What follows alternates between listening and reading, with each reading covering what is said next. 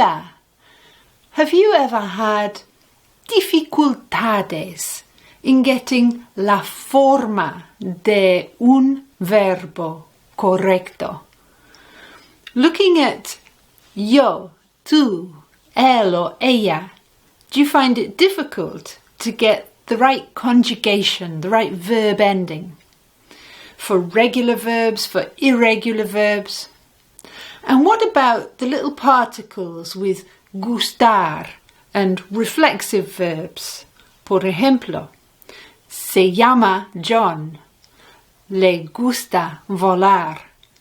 Is that difícil? Finalmente, how are you with the little words that mean my and your and his and her? Are they okay? We're going to look at all of that hoy en esta clase. So, let's get started. Bien, comenzamos con un verbo regular but a reflexive one. Llamarse means to be called. So we have ¿Cómo te llamas? And you notice te and llamas. ¿Cómo te llamas? Means what are you called? Me llamo Ruth means I'm called Ruth, and you see that me and llamo. Me llamo Ruth. And then reporting about a third person, you say she's called Ruth. Se llama Ruth. Se llama. Now, te toca. ¿Cómo se dice? How do you say? What are you called?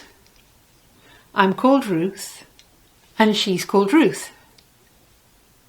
Fácil. ¿Cómo te llamas? Me llamo Ruth. Se llama Ruth. Next verb. We're going to ask, where are you from? And that is, ¿de dónde eres? It's using the verb ser. ¿De dónde eres? ¿De dónde eres tú? I'm from Anik. Soy de Anik. And reporting about a third person, she's from Anik, is es de Anik. Ahora te toca. ¿Cómo se dice? Where are you from? I'm from Anik. She's from Anik. ¿De dónde eres? Soy de Anik. Es de Anik.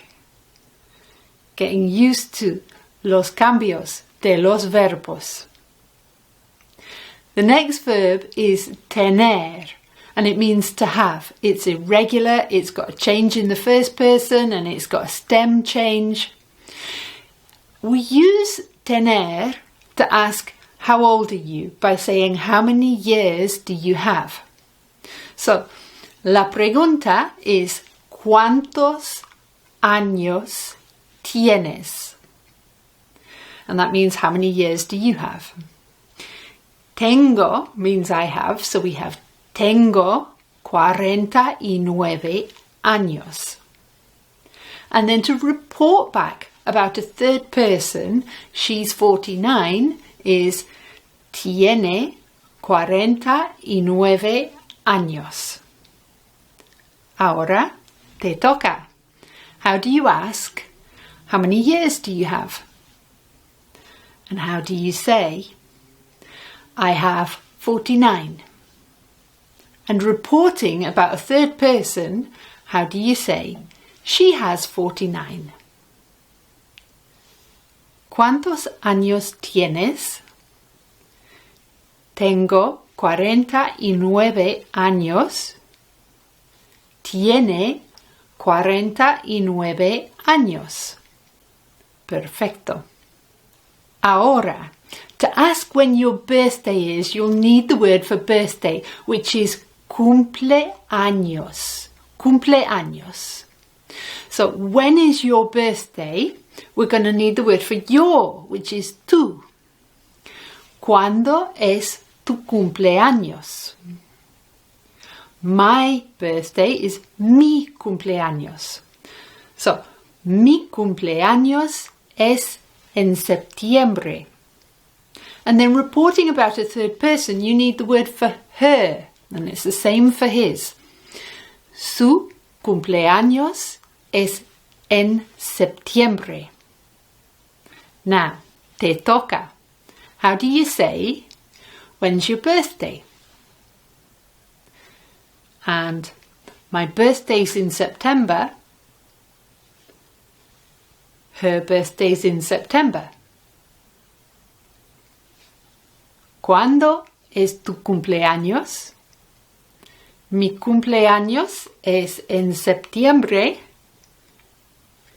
Su cumpleaños es en septiembre. Let's practicar those little words otra vez. What's your star sign? ¿Qué es tu signo del zodiaco? My is me, without an accent, so mi signo del zodiaco es Virgo. And her is Su, and it's the same for his. So, su signo del zodiaco es Virgo. Now, your turn. How do you say, what's your star sign? And my star sign is Virgo. And her star sign is Virgo. ¿Qué es tu signo del zodiaco? Mi signo del zodiaco es Virgo. Su signo del zodiaco es Virgo. To ask how tall someone is, you use the verb medir, which means to measure. And we just say, how much do you measure? And that's talking about height. So it's a little bit of a stem changing verb because medir, the e changes to e. So we're going to ask, how much do you measure? How tall are you? Is ¿cuánto mides? And then to say, I am 5'7" is mido 5 pies y 7 pulgadas. Una pulgada is an inch, and it's un pulgar is also a thumb. That's why I'm raising my thumb. Mido 5 pies y 7 pulgadas. If you're metric, mido 1,70 m. And then to report about a third person, you're just going to drop that S off. It's going to be mide 1,70 m. Mide 5 pies y 7 pulgadas. Now it's your turn. How do you say, how tall are you? What do you measure? And I measure 1,70 m. And she measures 1,70 m. ¿Cuánto mides? Mido 1,70 m. Ella mide 1,70 m. And of course, you don't have to include the word ella.